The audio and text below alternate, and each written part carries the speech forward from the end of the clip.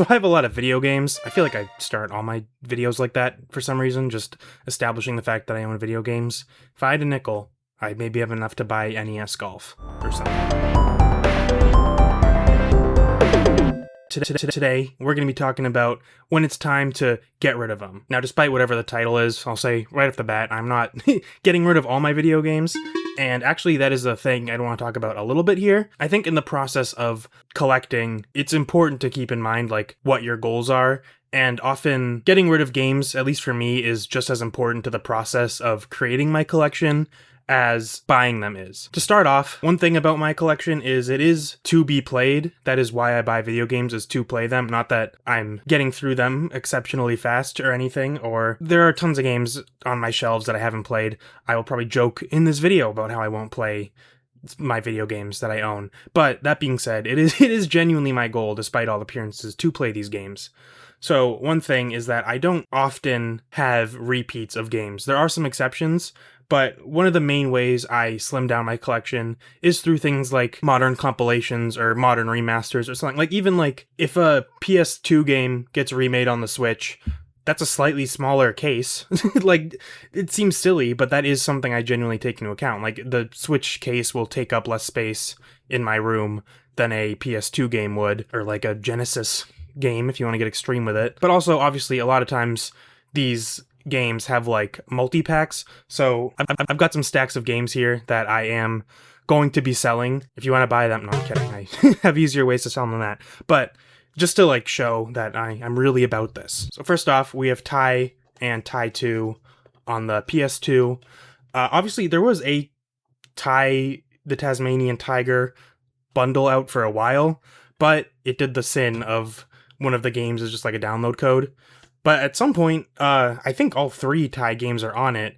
There is like a fully physical remaster collection, so I can finally say goodbye to these games. And that'll, that's one Switch game for the space of 2 PS2 games. That saves me space. Very similar thing is Gex. I was a little more hesitant with these ones just because I have an attachment to the N64, which I'll talk about a little more in a second because it comes to one of my like exceptions to this rule. But these ones, unfortunately, Gex does not have the power to be spared from my rules. So, since the Gex trilogy exists, and I'm getting it, no more Gex on the N64. Again, that saves me space. These next 4 games are all in the same category of why I'm getting rid of them, but I just hesitated for a while. I have a little more personal connection, I would say. I haven't played Gex or Tai yet, so I don't really care. But things like Sonic Generations, the Pac-Man World Series, and Oblivion, they all have remakes that came out in the past year or two. I mean, I think Pac-Man World Repack came out in like 1997 at this point, so not that one. But all the other ones. But even then, I've kept these games past when I got their remasters just because of the personal connection I have to the original versions of these games. So this wasn't as like cold of a decision as something like it was with Tai. Ultimately, I don't know, I made the call that I'm not going to play the original versions of these over the modern remasters, especially Pac-Man World 2, because that one boss is like glitched out and makes it way too hard. I don't know if they actually fixed that in the remaster. I would hope, but I wouldn't be shocked if they just... Actually, no, the boss isn't glitched, it's just hard. And the issue is that his name is wrong or something, like they called Clyde Blinky or something, and that's not acceptable. So that's why I had to get rid of the original. But also, yeah, I don't know, I just feel like playing with modern amenities might be a little better. Like I said, there are exceptions, which I'll get into. First off is I have Rayman 2 on both the N64 and the PS2, like the remake, or the, whatever, Rayman 2 Revolution. I don't know what you would call that, the deluxe edition, I guess. I like the N64 enough that seeing a 3D Rayman game running on it is worth the price of admission for me, even if I have a slightly better way to play it. And I think also the 3DS Rayman game, which I also have, is also Rayman 2.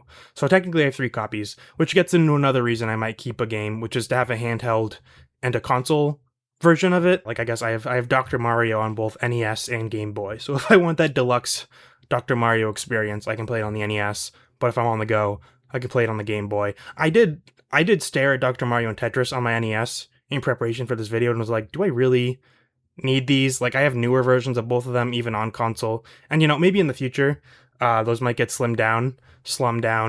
But for now, they've survived just because, I don't know, they're iconic enough and they feel like NES games. And other NES games that have survived the culling, despite going against what I established, are the first two Dragon Quest games, which are called Dragon Warrior, obviously. And I don't know. Like, so the Final Fantasy Pixel remaster, I have that. I don't have any of the original Final Fantasy games because they've all come out on newer systems, which is awesome. Like Final Fantasy 1 through 12 all have better, like just modern remakes, remasters, even just repackages that you can get on the Switch or PS4 or something. So I have those instead of the originals.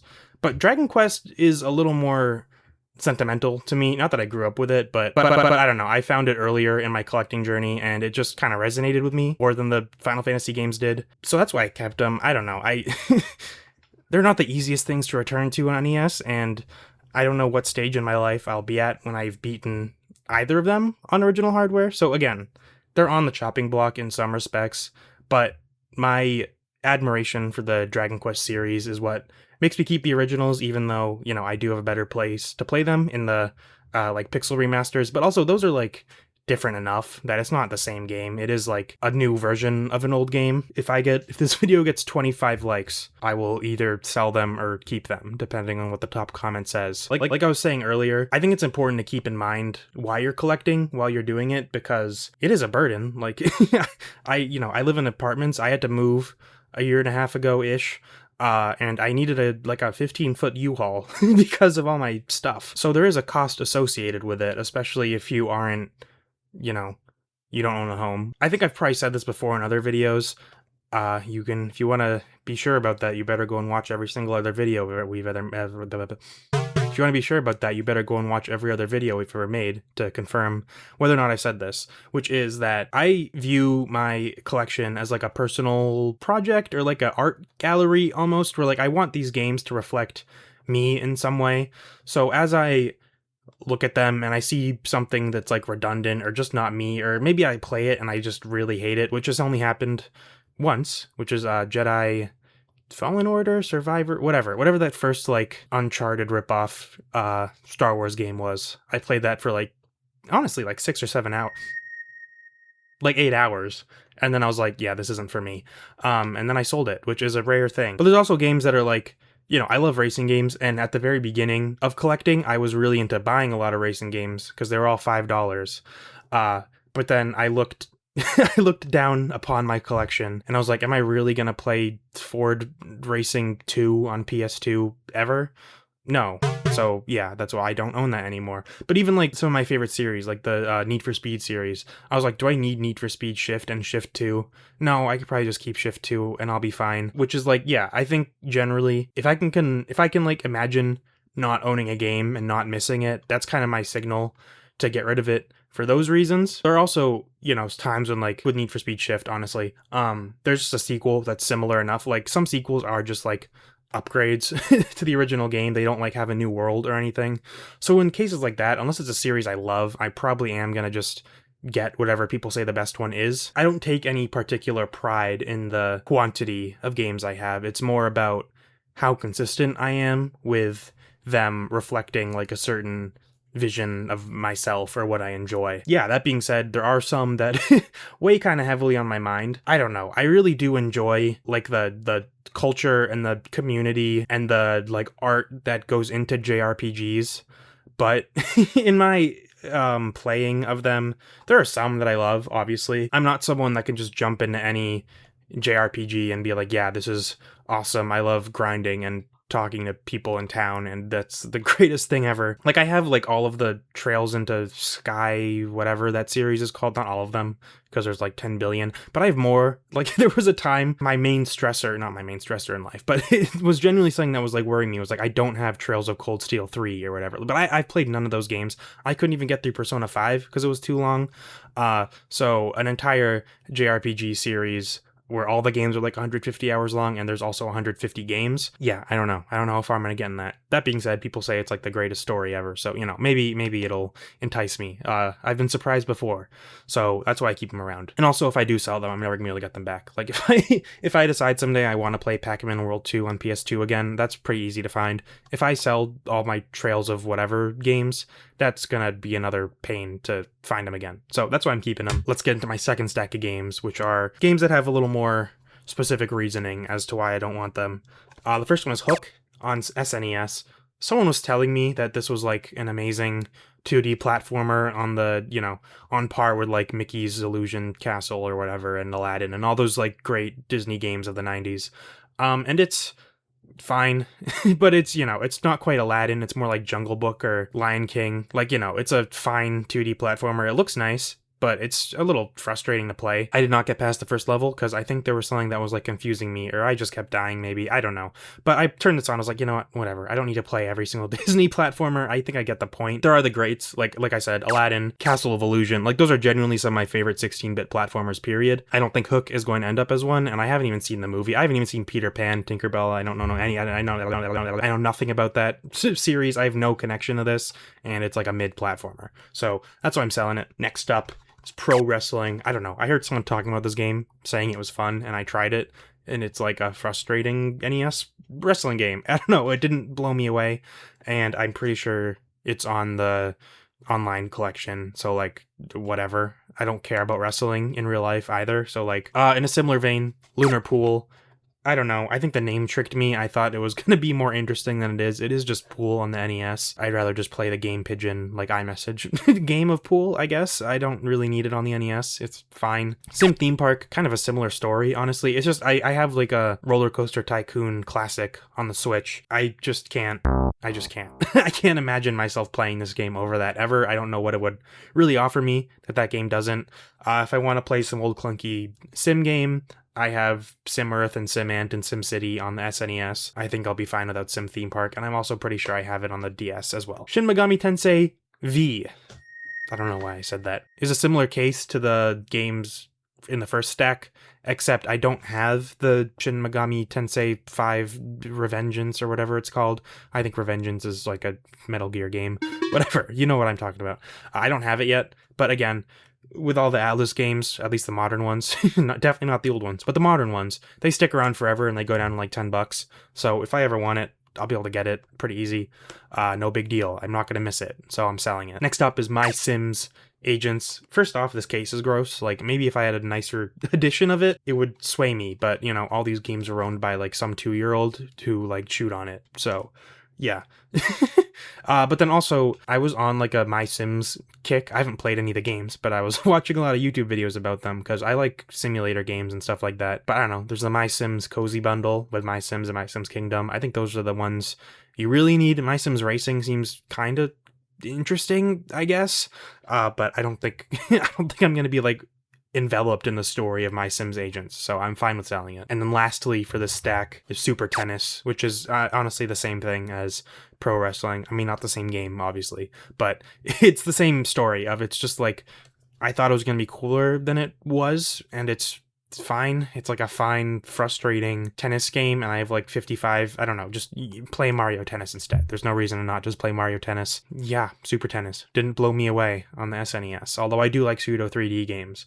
But I don't know, this one, this one's not worth it to me. Take that as you will. And yeah, obviously, I mean, I've done a few rounds of this, and there was one time where I think I got rid of like 250 games at once. That was the big purge that took Ford Truck Racer or whatever on the PS2. As I go on collecting, I get a better sense of what I like. Like, I'm not buying every shmup or every racing game anymore because they don't interest me that much. And like, I don't know, once you play one mid racing game, you've played them all.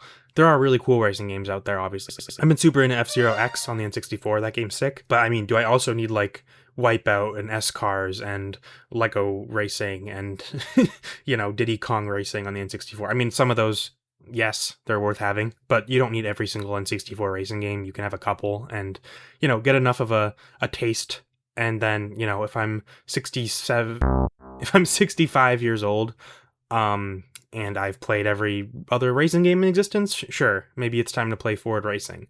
But I still won't have played Trails into Sky by that time, so maybe I should play that first. But yeah, I don't know. I guess I see a lot of people within the collecting community who get out of it, kind of get overwhelmed by their collections, which I am too at times, but I think it's important to keep in mind, like I said, why you're collecting, and I think, having getting rid of games is an important part of the process next to acquiring new games, because yeah, I don't know, you can't have it all. If you have a collection of over 1,000 games and you've never sold one, or like you very rarely do, you're making the claim that like, you've hit every single time you've bought a game, you were correct that this is the type of game that you like. And it's fine to, I don't know, be wrong.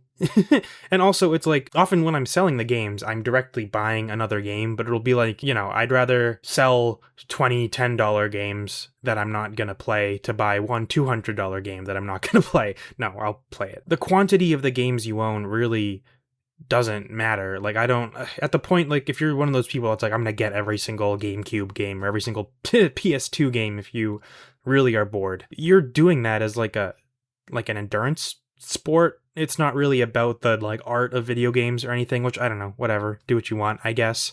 But we're in it for fundamentally different reasons. And like, I just can't conceptualize what owning every PS2 game ever would bring to your life, except you could just say that you have them and then that's it. Like, the thought kind of ends there. People are like, oh, cool. And then, they go to work or whatever. If you're a collector, I hope this video maybe helped you take a look at your collection. And it's like I said, it's a good motivator if you keep in mind that you can just spend the money on more games. It's like you can buy a game, sell a game, buy a game again, and you can do that forever and just spend the same $20 over and over again, and you get the dopamine hit of buying a game, and you don't lose as much money. So yeah, that's what it's all about. And yeah, I don't know. It's important to me that my collection has a clear purpose and clearly reflects who I am and what I'm doing, and like what I like in games. Let me know. What do you guys think? Why do you collect? Have you ever sold a game, and why? And thank you. And join our Patreon and subscribe and like and subscribe.